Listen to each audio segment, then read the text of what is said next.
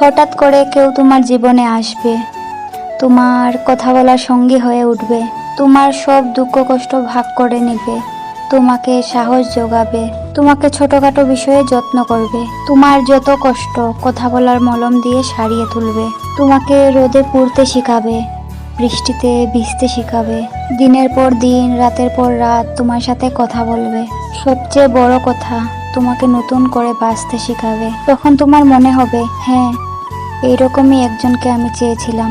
অনেক বছর অপেক্ষার পর আমি তাকে পেয়েছি, আমার পাশে আছে একজন। তখন তোমার কথা বলার ইচ্ছেটা বদ অভ্যাসে পরিণত হয়ে যাবে।